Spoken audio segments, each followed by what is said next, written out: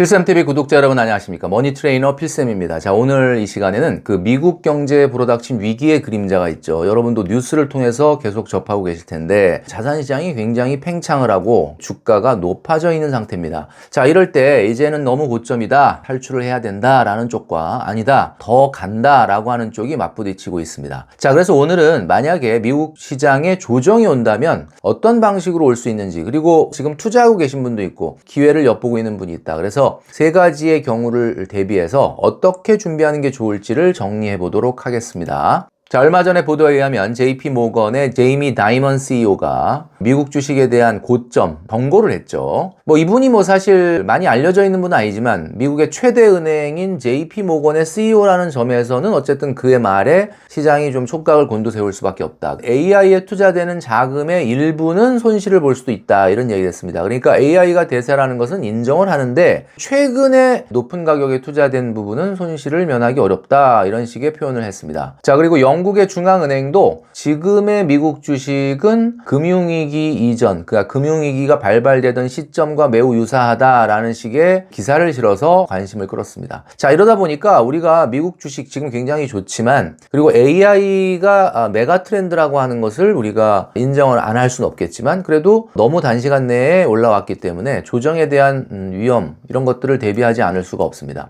지금은 워낙 시장이 고점이기 때문에 만일 시장에 어떤 트리거가 출현한다 그러면 무슨 일이 벌어져도 전혀 이상하지 않은 상황인 것은 분명합니다. 자, 주요 기업들을 한번 볼까요? 나스닥의 엔비디아는 지금 51.8의 펄을 보이고 있는데, 51.8이라고 하면은 여러분도 아시겠지만 주당 순이익의 50배가 넘는 것이 지금 현재 주가다, 이렇게 되어 있습니다. 마이크로소프트는 37배, 그리고 애플은 34배 정도가 됩니다. 만약에 시장의 조정에 위험이 온다면 어떤 내용일까? 그 트리거가 뭐가 될까? 한 세 가지 정도로 볼 수 있을 것 같습니다. 첫 번째는 일단 미국의 제조업 고용이 감소되는 거죠. 실업률이 급격히 올라가는 상황을 얘기하는 겁니다. 자, 두 번째는 연방정부의 셧다운 문제가 장기화되면서 경기 침체를 유발할 가능성이 있겠죠. 세 번째는 관세들이 뭔가 소비를 위축하고 물가를 전반적으로 올리는 문제가 미국 경제에 경기 침체를 유발할 수 있을 겁니다. 제가 예상하건대는 만약에 미국 주식이 조정이 온다고 해도 이게 AI의 문제가 생겨서 올 가능성은 매우 낮다고 봅니다. 예를 들면 수면 위로 몇 번 올라왔던 AI의 실적 문제, AI의 회의론 문제, AI가 그래서 돈을 어떻게 벌어줄 거냐라고 하는 것에 대한 시장의 회의, 이런 것들이 등장을 하면서 주가가 무너질 가능성은 매우 낮다.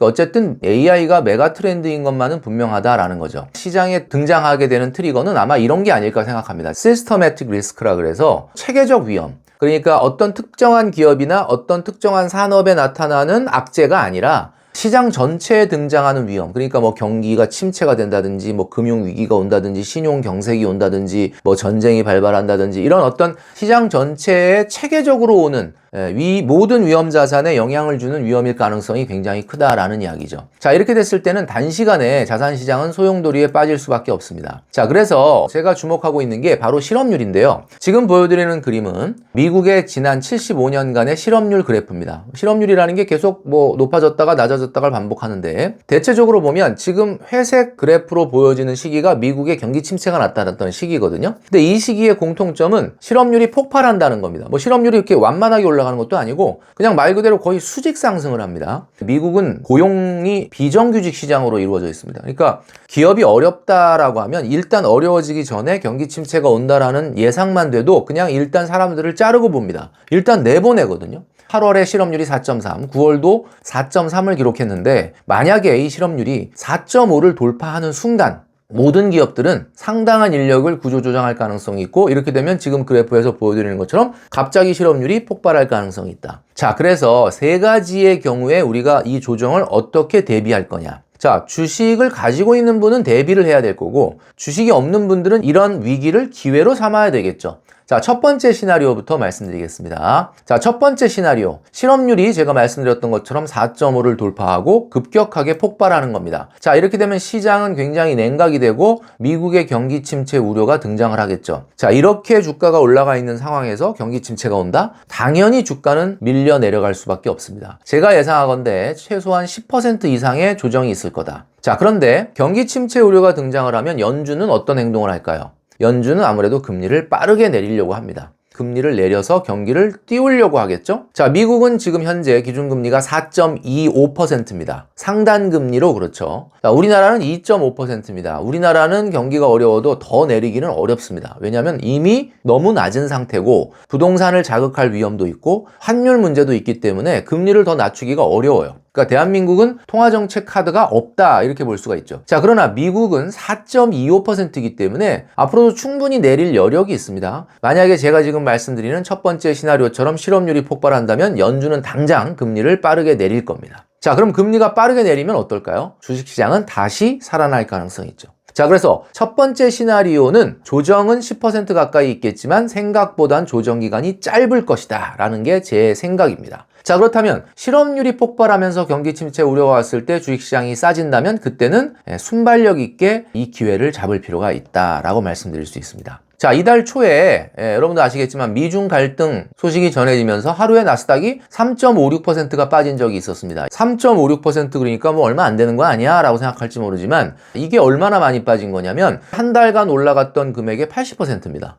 이게 하루에 빠졌거든요. 그러니까 미중 갈등이라는 키워드 하나만으로도 이렇게 빠지는데 만약에 미국이 실업률이 폭발할 가능성이 있다라고 한다면은 10% 이상 빠질 수도 있다. 그러나 이달 초에 있었던 이 조정도 이틀 만에 회복이 됐습니다. 순간적으로 빠졌지만 순간적으로 회복이 됐거든요. 자, 그래서 시나리오 1 같은 경우는 회복이 굉장히 빠를 것이다 이런 말씀을 드렸습니다. 자, 과거에 나스닥 같은 경우에 닷컴 버블은 14년 걸려서 원금이 회복됐다 그랬죠. 자, 앞으로는 그런 일은 존재하기가 좀 어렵겠다라는 말씀을 드립니다. 자, 두 번째 시나리오입니다. 실업률은 괜찮은데 그러니까 실업률은 4%대 초중반을 그대로 유지하는 거죠. 근데 갑자기 인플레이션이 급상승, 다시 말해서 소비자 물가 지수가 폭발하는 겁니다. 제가 지금 그림에서 보여드리는 것처럼 최근에 이렇게 낮아지던 인플레이션 지표가 다시 살짝 이렇게 낚싯바늘처럼 올라가는 모양. 이런 부분이 소비자 물가 지수가 3%대 중반을 넘어서 후반으로 돌파하게 되면은 미국의 경기 침체 우려가 나타날 수가 있습니다. 다시 말해서 인플레이션, 물가가 높아지게 되면은 아무래도 소비가 위축될 수밖에 없는 거죠. 자, 이 경우에는 시나리오 1과 다른 점이 뭐죠?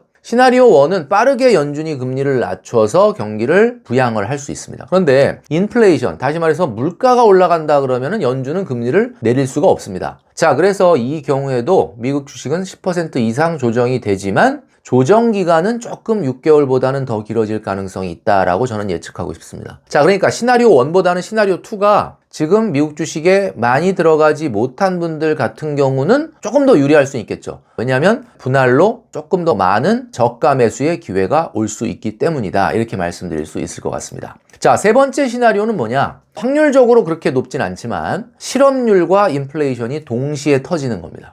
자, 이게 동시에 터질 수가 있나? 이렇게 말씀하시는 분이 많죠. 왜냐하면 실업률과 인플레이션은 반대로 움직이기 때문입니다. 실업률이 높아지면 굉장히 경기가 안 좋다는 거잖아요. 그러면 물가는 낮아지는 거고 실업률이 낮아진다는 건 경기가 좋다는 거죠. 그러면 물가는 올라가는 게 원래 일반적인 시장의 원리인데 실업률이 높아지면서 굉장히 어떻게 보면 경기도 안 좋은데 물가도 관세 때문에 안 떨어진다. 이거 충분히 가능성이 있거든요. 이걸 우리가 스태그플레이션이라고 하죠. 스태그네이션, 그러니까 침체와 인플레이션, 물가 상승이 합쳐진 말입니다.